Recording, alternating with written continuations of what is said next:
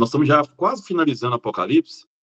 A partir do capítulo 17, que vamos entrar hoje, já começa a conclusão, tá, do Apocalipse. Vamos dizer assim, os finalmente do Apocalipse. Hoje vamos trabalhar o capítulo 16 e 17. Deixa eu só fechar a porta aqui, senão a gente não consegue.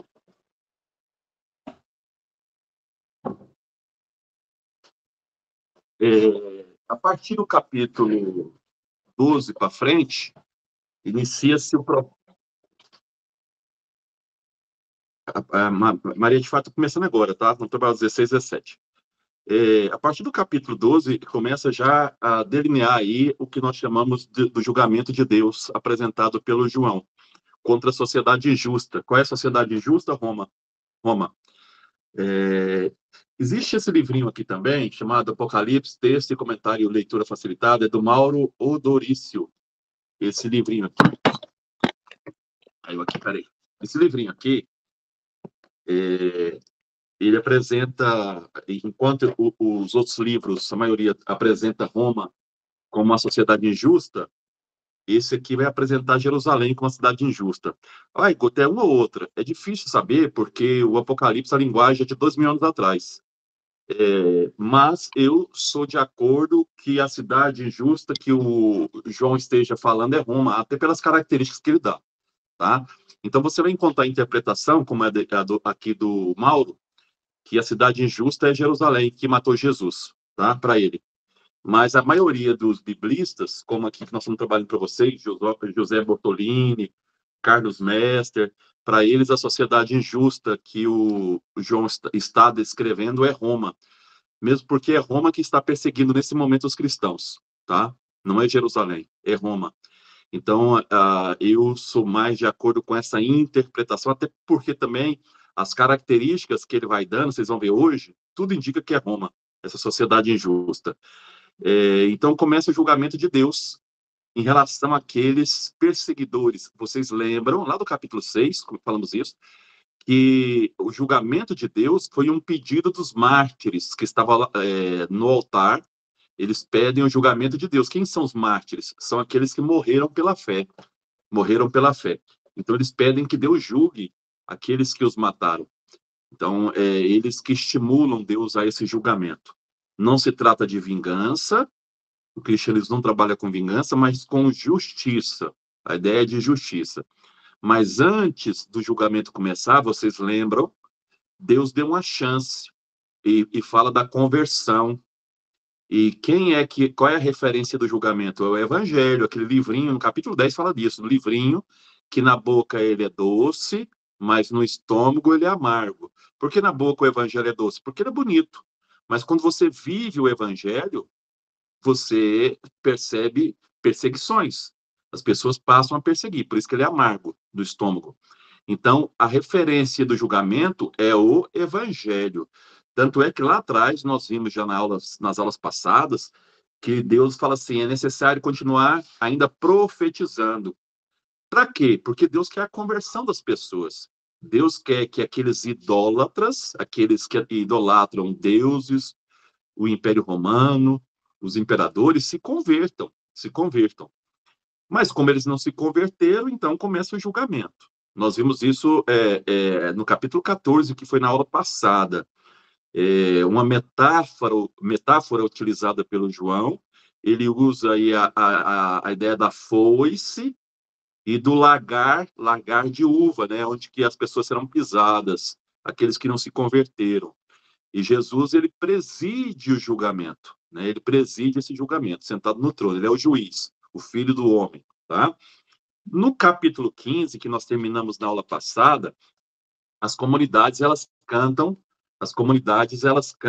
a vitória. Mesmo antes do julgamento, as comunidades, elas cantavam a vitória da justiça contra a sociedade injusta. E aqui elas lembram o canto de Moisés e do Cordeiro. O Cordeiro é Jesus Cristo. Lá no capítulo 15 do Êxodo, quando Moisés tirou o povo do Egito, lá no capítulo 15, eles cantam o canto da libertação. E aqui, então, agora o João está lembrando esse canto da libertação. porque os cristãos que são perseguidos pelo Império Romano cantam a sua vitória. Esses cantos, pessoal, eu lembrei vocês lá nas aulas passadas que o Apocalipse é um grande livro de liturgia.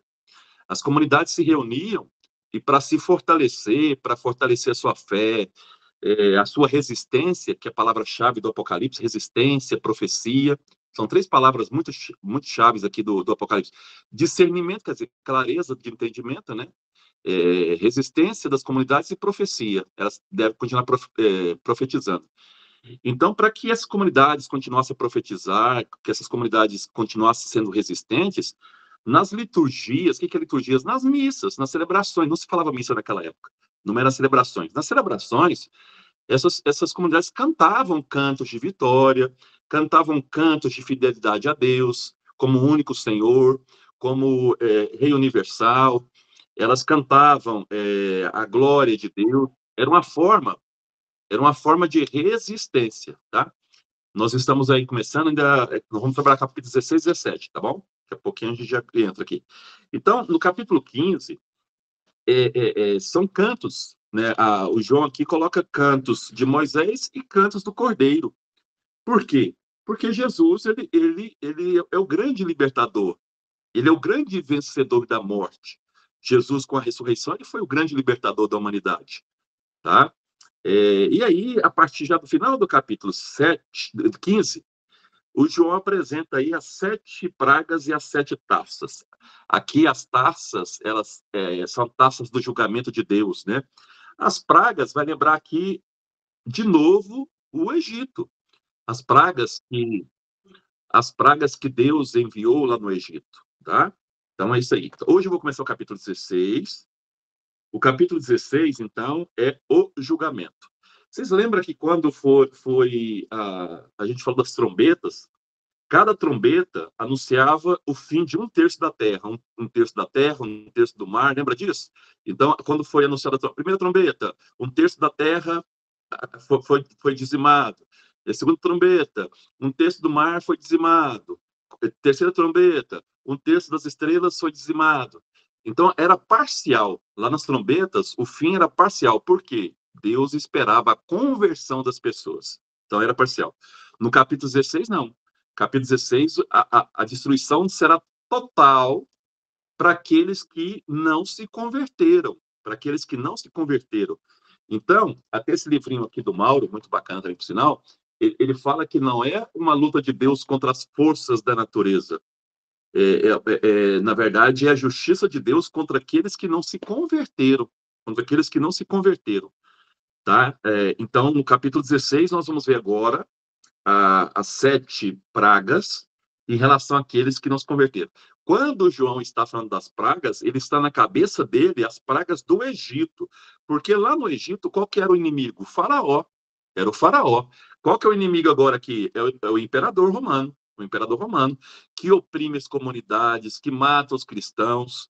Então, o João está escrevendo sobre... Ele está usando o mesmo episódio lá do Egito, das pragas, só que agora ele fez uma transferência. Ele está transferindo isso para o Império Romano, tá bom? Vamos ler aqui, então. E aí eu vou explicando para vocês. Capítulo 16 do livro do Apocalipse. A partir do capítulo 17, como eu falei para vocês, começa aí a sessão das conclusões do livro, tá? 16. Ouvi depois uma voz forte que vinha do templo, dizendo aos 7 anjos: Ide e derramai pela terra as 7 taças do furor de Deus, do julgamento. Então, aqui, essas taças é o julgamento de Deus, tá? Taças do furor de Deus, quer dizer, furor contra aqueles que foram idólatras, contra aqueles que não se converteram, contra aqueles que perseguiram os cristãos. O primeiro anjo, saiu e derramou a taça pela terra. E uma úlcera maligna e dolorosa atingiu as pessoas que traziam a marca da besta. Besta é o Império Romano, já falei isso para vocês, tá? Que trazia a marca da besta e as que adoravam sua imagem. Lembra que eu falei para vocês que os imperadores, desde o Nero, se tratavam como se eles fossem deuses? Como se fossem deuses? Então, o João está dizendo assim, uma úlcera maligna e dolorosa atingiu as pessoas que traziam a marca do Império Romano e que adoravam a imagem do imperador. É isso que está dizendo aí.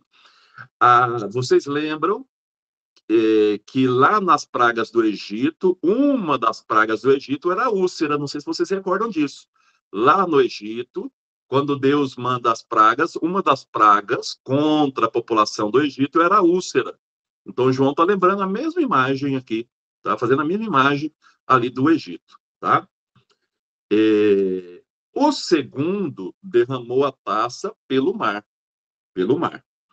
e este se transformou em sangue, como de um morto, de modo que todos os seres que viviam no mar morreram. Lembra que nas trombetas era um terço que tinha morrido? Agora são todos morreram, todos.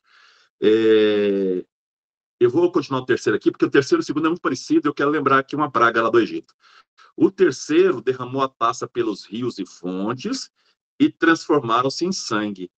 Então, o segundo, a segunda praga e a terceira praga, lembra também o Egito. Vocês lembram que no Egito tinha um rio chamado Rio Nilo, e Deus mandou o Moisés colocar o cajado no rio, e o rio se transformou em sangue. Então, só estou mostrando para vocês que o João tem a imagem das pragas do Egito ao escrever esse texto. Tá? Ele está usando aquela imagem, né, de libertação. Então, é como se cada cristão fosse o próprio Moisés, né? Moisés libertando do Império Romano. Vamos lá. Ouvi então o anjo das águas dizer. Por que anjo das águas? Porque a mentalidade nessa época acreditava que cada força da natureza era regida por um anjo.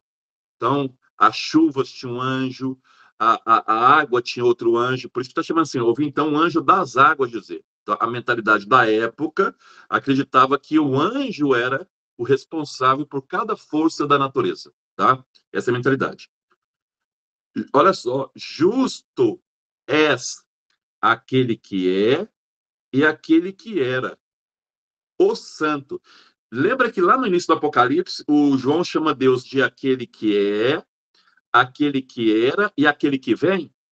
Ele usava essas três expressões, aquele que vem. Ele não coloca mais aquele que vem. Por que ele não coloca mais aquele que vem? Porque Deus agora já está presente no julgamento. Ele não vem mais. Ele já está com a gente. Ele já está julgando. Então ele só chama Deus de aquele que é, aquele que era, o santo, porque julgaste essas coisas. Pois estes derramaram sangue de santos e profetas, e tu lhe deste sangue para beber. Eles o mereceram. Está vendo a justiça de Deus? Não é vingança. Então, quem é que está julgando essas pessoas? São eles mesmos. A maldade deles de se afastar de Deus está punindo eles. Por que eles estão sendo punidos? Porque eles mataram os santos e profetas, os mártires. Lembra que o julgamento de Deus é uma resposta à oração dos mártires que estavam no altar. Capítulo 6. Só voltar lá, vocês vão ver. Então, seja, o João está lembrando que Deus é justo, ele é santo, porque ele julga essas coisas. Julga quem? As pessoas que mataram os santos e os profetas. Então, agora eles estão pagando por isso. Não é Deus que está punindo eles. Eles próprios estão se punindo pelo que eles fizeram. Tá bom? Ouvi, então, que o altar dizia. Quem é o altar? Os mártires. Os mártires estão no altar. Tá? Então, ouvi, então, que o altar dizia. Então, os mártires, o que os mártires dizem? Sim, Senhor Deus Todo-Poderoso, teus julgamentos são verdadeiros e justos. Não é vingança, é justiça. Tá? O que é justiça para a Bíblia e para nós hoje? Dar a cada um aquilo que lhe é devido. Aquilo que cada um plantou, ele colhe. O que cada um plantou, ele vai colher. Está dizendo aí o Apocalipse. O quarto anjo derramou a taça sobre o sol. E a este foi permitido abrasar os homens com fogo. Os homens, então, abrasados, quer dizer, queimados por calor intenso, puseram-se a blasfemar contra o nome de Deus. É a primeira blasfêmia, são 3 aí, tá? Essa é a primeira blasfêmia das pessoas que estão sendo julgadas contra Deus. A blasfemar contra Deus, que tem poder sobre tais pragas. Aqui me lembra muito o homem que está na cruz com Jesus. Diante do sofrimento, em vez de agradecer, de reconhecer que está errado, um dos que estavam na cruz com Jesus passa a gritar contra Jesus, né? O outro fala, nós somos culpados, o outro reconheceu, mas o outro não, o outro passa vamos dizer, a se colocar contra Jesus. Da mesma forma que os que estão sendo julgados começam, então, a blasfemar contra Deus, não reconhecem que estão errados, não reconhecem, não se converteram, preferem falar mal de Deus, mas não, olha só, mas não se converteram para lhe atribuir glória, tributar glória, preferiram xingar Deus no sofrimento do que converter, tá? O quinto anjo derramou a taça sobre o trono da besta. A besta é o Império Romano, quer dizer, no trono do Império Romano, do imperador. E o seu reino ficou em trevas. Aqui também lembra uma praga do Egito, que a terra se escureceu. Tá? Depois vocês podem pegar as pragas, vocês vão ver isso aí. Os homens mordiam a língua de dor e blasfemaram contra Deus do céu por causa de suas dores e úlceras. Segunda blasfêmia, são três. Segunda blasfêmia. Mas não se converteram de sua conduta, está lembrando o Apocalipse. Eles, em vez de se converterem, que foi o convite de Deus, não aceitaram isso. Continuaram ainda amaldiçoando. Lembra quem? O faraó. O faraó, cada praga que ia para o Egito, em vez de ele se converter, o que ele fazia? Mas ficava revoltado com Deus. Vinha uma praga, mas ficava revoltado com Deus. Não se convertia. É a mesma coisa, está lembrando que João. O sexto anjo derramou a taça sobre o grande rio Eufrates. Por que rio Eufrates? O rio Eufrates é onde está hoje o Iraque. Na época chamava Mesopotâmia. Foi lá da Mesopotâmia que surgiu os grandes impérios opressores. O Império Mesopotâmico, o Império Persa, o Império Babilônico, todos eles surgiram lá no rio Eufrates. Então, quer dizer, o sexto anjo está punindo os impérios, todos os impérios dominadores, todos os impérios que perseguem as pessoas, tá? E a água do rio secou, abrindo caminho aos reis do Oriente. Quer dizer, agora esses reis podem invadir Roma. A água secou. Se secou, eles podem atravessar e invadir Roma. Nisto vi que da boca do dragão, quem é o dragão? Do demônio, da boca da besta, do Império Romano, e do falso profeta, saíram três espíritos. Aqui é a trindade diabólica, a gente fala, tá? Qual é a trindade diabólica? O João está fazendo um paralelo com a trindade santa e a trindade diabólica. Quem é a trindade diabólica? O dragão, a besta e o falso profeta. Dragão, o demônio, a besta, o Império Romano, o poder político, e o falso profeta, a falsa religião romana, tá? Então, são os três, vamos dizer assim, a trindade diabólica. O diabo, o Império Romano, o poder político, e o falso profeta, a falsa religião, tá? Vamos lá. Nisto vi que da boca do dragão, da boca da besta e da boca do falso profeta saíram três espíritos impuros como sapos. Lembra também lá a besta, a praga lá dos sapos do Egito, que, né, contaminaram a água. São, com efeito, espíritos de demônios, porque a profecia que o João proclama é espírito de verdade, é o Espírito Santo. Então, contra o Espírito Santo apareceu o espírito de demônios, tá? Fazem maravilhas e vão até os reis de toda a terra, a fim de reuni-los para a guerra do grande dia do Deus Todo-Poderoso. Então, o Império Romano e todos os impérios injustos, aliados do Império Romano, se armam para lutar contra Deus. É isso que o João está dizendo. Aquelas sociedades injustas estão se preparando para lutar contra a sociedade justa de Deus. Eis que eu venho como ladrão. Aqui está lembrando qual evangelho? De Mateus. Porque o Mateus fala que o fim dos tempos é isso. Eis que eu venho como ladrão, né? E aqueles que não estão preparados não vão para o reino. Esse é o texto do Mateus, tá? Feliz aquele que vigia e conserva as suas vestes, para não andar nu e deixar que vejam sua vergonha. O que é vestes na Bíblia? Identidade. Identidade. Feliz aqueles que conservam a sua identidade. Qual é a nossa identidade? Onde nós ganhamos a nossa identidade? No batismo. A minha identidade é de cristão. Então, feliz aqueles que se mantenham, ou se mantenha fiel ao cristianismo. Feliz aquele que é cristão de verdade, está dizendo João. Que não se envergonha da sua religião. Andar não é isso. Tá? Se envergonha da sua religião.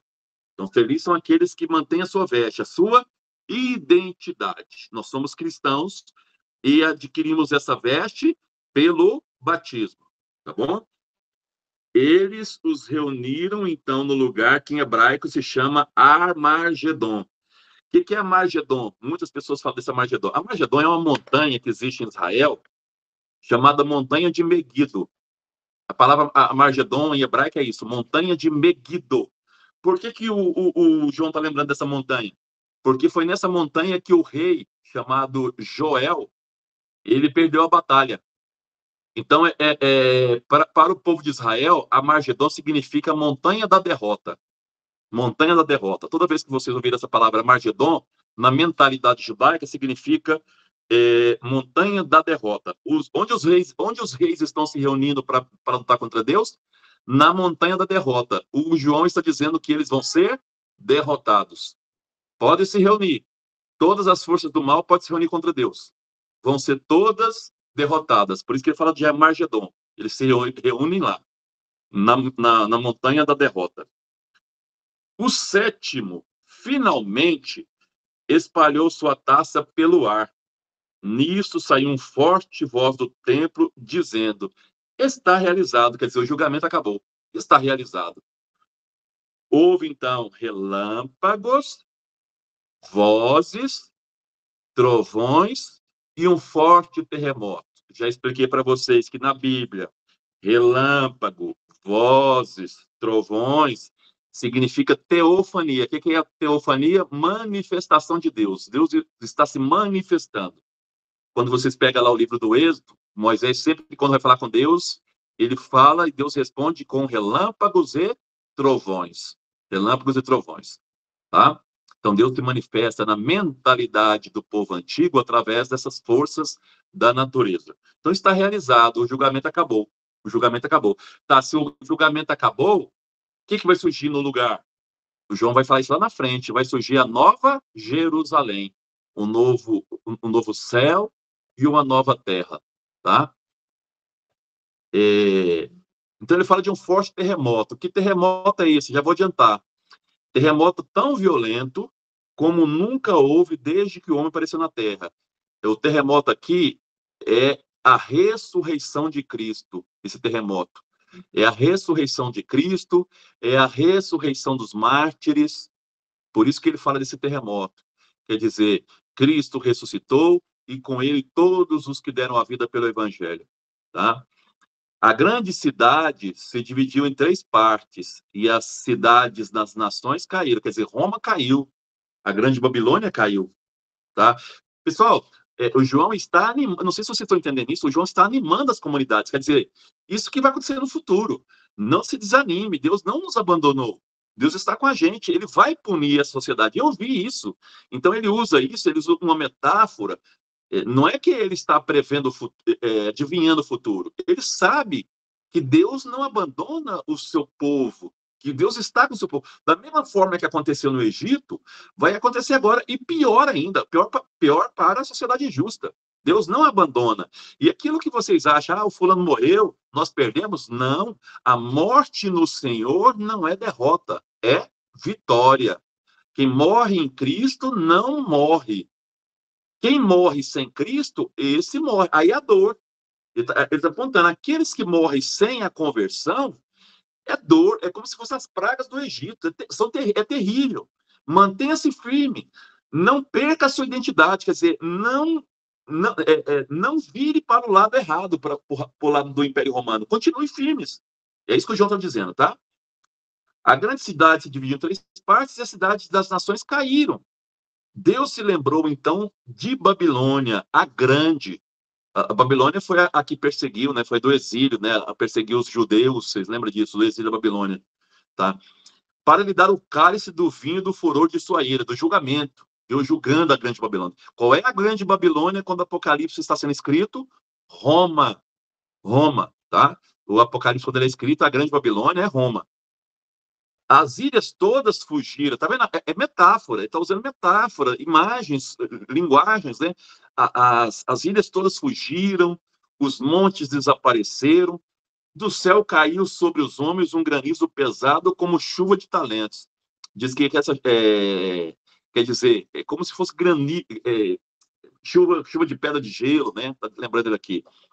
E os homens blasfemaram contra Deus por causa da praga do granizo, pois o seu flagelo era muito grande. Terceira blasfêmia. Terceira blasfêmia. Se converteram? Não. Preferiram blasfemar contra Deus. O capítulo 17 e o 18, vamos começar pelo 17, tá? 17, 18 e 19, vai falar de duas sociedades. Uma sociedade injusta e uma sociedade justa. Uma sociedade injusta, ele vai chamar de grande prostituta. Qual é a grande prostituta?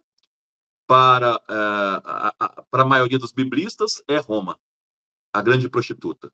Para esse Mauro, é Jerusalém. Tá? Estou colocando porque são interpretações, tá? Eu concordo que seja Roma pelas características. Então, a sociedade injusta é a grande prostituta. Qual é o contrário de prostituta? Esposa. Esposa. Então, quem é a esposa do cordeiro? Ele vai falar isso não no capítulo 17, vai para frente. Quem é a esposa do cordeiro? As comunidades. As comunidades. Então, aqui o João então vai mostrar o julgamento da grande prostituta, né? Da grande prostituta, que é Roma. E depois ele vai falar da noiva do cordeiro, que são as comunidades. Então, vamos aqui ao julgamento da grande prostituta, que é Roma. Um dos 7 anjos das 7 taças veio dizer a ele, João, vem, vou mostrar-te o julgamento da grande prostituta, que está sentada à beira de águas copiosas.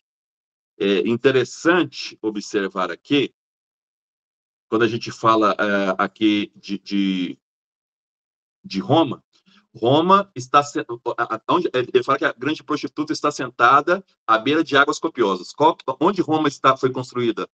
No Mar Mediterrâneo, as águas do Mar Mediterrâneo.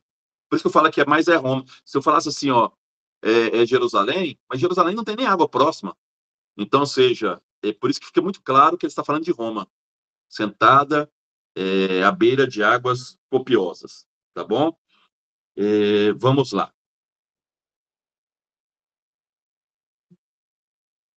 Os reis da terra se prostituíram com ela e com o vinho da sua prostituição.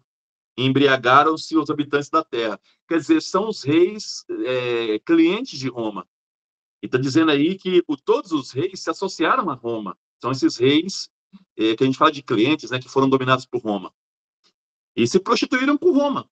Se prostituíram com Roma. E com vinho de sua prostituição embriagaram os habitantes da terra. Por que embriagaram? Porque todo mundo achava que Roma era a melhor coisa do mundo. É como hoje.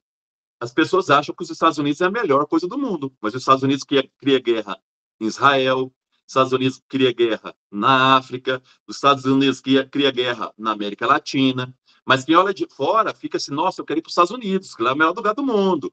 É a mesma coisa. Então as pessoas, elas são, vamos dizer, seduzidas, a palavra é essa, elas são seduzidas por esses poderes. Mas esses poderes, para se manter, eles se mantêm com o quê? Com guerras, com injustiças. Então, para se manter. É a mesma coisa, só para vocês terem um paralelo, tá bom? Vamos lá. Ele me transportou. Quem transportou, João? O anjo. O anjo, tá? Me transportou, então, em espírito. Aqui me lembra muito o Evangelho de Lucas. Jesus foi para o deserto, mas em espírito, ele se preparou em espírito, tá? Ao deserto. Deserto na Bíblia tem vários significados. O primeiro significado nós já vimos que é o lugar de libertação, porque foi ali que Moisés libertou o povo. Mas tem um outro significado. Deserto também na Bíblia é chamado de morada dos demônios, onde os demônios moravam. Onde Jesus foi tentado? No deserto. Tá? Então, os demônios moram também no deserto. Então, se você atravessa um deserto, você vai ser livre. Se você conseguir vencer as tentações, você vai ser livre. Está dizendo isso aqui.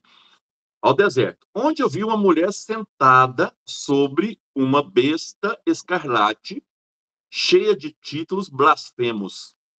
Então, o Império Romano, eu falei para vocês aqui, a besta, com 7 cabeças.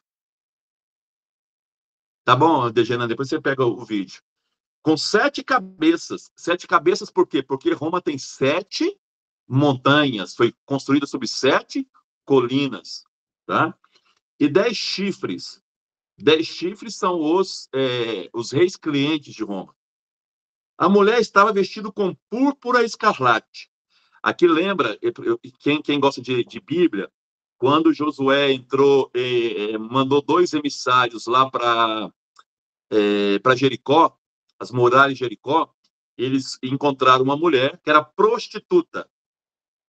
Essa prostituta deu toda, vamos dizer assim, as informações sobre a cidade. E aí ela falou, se vocês entrarem aqui, se vocês me salvam, eles falaram, salvo, você coloca uma tira escarlate na janela. Então, sim, púrpura escarlate significa o quê? Prostituição. E como é que os generais romanos vestiam? Qual era a cor dos generais romanos? Escarlate. Então, quem é prostituta? Roma.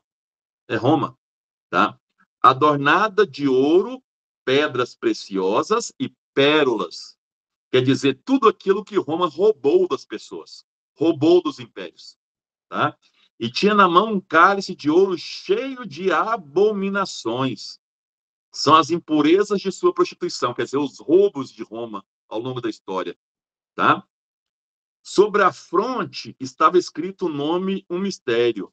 Babilônia, a grande, a mãe das prostitutas e das abominações da terra. Então, Babilônia é o significado de toda a sociedade injusta. A gente fala Roma aqui porque, quando João escreveu, era Roma que era assim. Mas pode ser qualquer sociedade injusta, tá? A gente pode refletir. Já falei dos Estados Unidos. Quem é a grande Babilônia hoje? Estados Unidos? Não só. Muitas sociedades injustas é a grande Babilônia de hoje, né? Vi então que a mulher estava embriagada com o sangue dos santos, porque mandou matar o sangue dos santos, e com o sangue das testemunhas de Jesus, os mártires. Tá vendo? Quer dizer, a mulher estava embriagada, ela matou os mártires, ela tomou o sangue desses mártires. E vendo-a, fiquei profundamente admirado. O próprio João está dizendo o seguinte: realmente Roma seduz a gente. Quando eu olhei aquele poder de Roma, eu quase caí em tentação de ficar. Lembra que o demônio, quando tenta Jesus, fala, tipo, vou te dar todo o poder, vou te dar isso, vou te dar aquilo. Quer dizer, seduziu Jesus. Só que Jesus fala assim, também está escrito, Jesus não caiu na sedução. O João quase caiu. O João falou assim, nossa, de fato, o poder do Império Romano seduz. E eu fiquei, então, admirado com esse poder. O anjo, porém, me disse, por que você está admirado? Olha o anjo chamando a atenção de João. Isso chama-se discernimento. João, acorda, né? Cuidado, né? Fique acordado. Então, discernimento. Explicar-te-ei o mistério da mulher da besta com 7 cabeças e 10 chifres que carrega. Eu vou te mostrar, João, para você, está dizendo o anjo, vou te mostrar que essa mulher, ela pode até parecer essa formosura toda, mas não é. Acorda, João, fique acordado. Então, o próprio João quase caiu em tentação de servir o Império Romano, né? Ele sentiu essa tentação. Aí, então, agora, o anjo vai mostrar para o João o simbolismo dessa mulher, que é a grande prostituta. A mulher aqui, gente, de novo, é a sociedade injusta. Aquela que mata os profetas. Aquela que mata os que são fiéis ao evangelho, tá? A besta que viste existia, mas não existe mais. Quer dizer, todo poder passa, João. Tá? Todo poder passa. E de fato né? Porque o Império Romano caiu, todos os poderes, a Inglaterra até a década de 50 era o maior império, caiu, a França era o império, caiu, o Império Romano era o império, caiu, a Alemanha foi o império, caiu. Então, quer dizer, a besta que viste existia, não existe mais. Está para subir do abismo, mas caminha para a perdição. Lembra que uns capítulos para trás a besta foi para o abismo, né? Os habitantes da terra, cujos nomes estão escritos no livro da vida, desde a fundação do mundo, ficarão admirados ao ver a besta, pois ela existia. Não existe mais, mas reaparecerá. O João está dizendo assim que a maldade que existiu, desapareceu, mas ela vai continuar aparecendo, porque A história é assim. O mal hoje, ele desaparece, vai aparecer outro mal. O que nós temos que fazer? Estar vigilantes. Estar vigilantes. Tá? Vamos lá. Aqui é necessária inteligência, discernimento. O que foi dizer? Discernimento. Que tem discernimento. Aí ele mesmo fala, a inteligência que tem discernimento. As 7 cabeças são 7 montes. Estão vendo que é a Roma? Ele mesmo fala, são 7 montes sobre os quais a mulher está sentada. Aqui muito claro que é Roma. Por isso que eu falo que os intérpretes que falam de Roma está muito claro. Ó. Aqui é necessária inteligência que tem discernimento. O João não pode escrever claramente que é Roma. Por que o João não pode escrever que é Roma? Porque senão a carta pode ser interceptada e eles morrerem. Então ele tem que falar em códigos para a comunidade. Então, assim, ó, aqui é necessária inteligência, quem tem discernimento. As 7 cabeças são 7 montes, 7 montanhas. Eu vou lembrar de algumas para vocês aqui. O Palatino é uma dessas montanhas. Outra montanha... fugiu o nome. Depois eu ponho o nome das 7 montanhas que Roma foi construída, tá? Para vocês saberem. São também 7 reis. Por que 7 reis? Porque do Nero até o Domiciano, são 7, já até mostrei para vocês, coloquei lá para vocês, são 7 reis. O primeiro que perseguiu até o último, são 7 reis. Já até pus isso lá num grupo um dia para vocês. Dos quais 5 já caíram, um existe, o outro ainda não veio. Aqui o João ele faz um exercício na Bíblia chama de antidatação. Ele vai lá para trás e olha como se estivesse olhando para o futuro. Porque quando ele fala que um não veio é o Domiciano. Mas quando ele está escrevendo, o Domiciano já existiu. Ele só está fazendo aqui é como se ele estivesse olhando de trás para frente. Tá? São 7, dos quais 5 já caíram, quer dizer, 5 imperadores morreram. Um existe, que era o Tito, e o outro ainda não veio, que é o Domiciano. Mas quando ele escreveu, já existiu o Domiciano. Mas quando vier, deverá permanecer por pouco tempo. Está dizendo, o Domiciano vai morrer também, vai passar. A besta que existia e não existe mais é ela própria, o 8º e também um dos 7, que é o Domiciano. Então, aqui ele está dizendo claramente quem é a besta. A besta é o do imperador Domiciano. Mas, Guto, lá atrás você falou que era o Nero 666. O Domiciano é a reencarnação das maldades do Nero. Já falei isso várias vezes. É como se o Nero tivesse encarnado nas maldades do Domiciano. Mas caminha para a perdição. Não vai ter futuro. Os 10 chifres que viste são 10 reis. Os reis que apoiam o Império Romano. Tá? Que ainda não receberam reino. Quer dizer, são reis, mas não são livres. Por que não receberam reinos? Porque depende do Império Romano. São puxa-sacos. Aqueles reinos puxa-sacos que dependem do Império Romano. Estes, porém, receberão autoridade como reis por apenas 1 hora apenas. Quer dizer, só por um pouco tempo, junto com a besta. Tais reis têm um desígnio. Qual é o desígnio desses reis?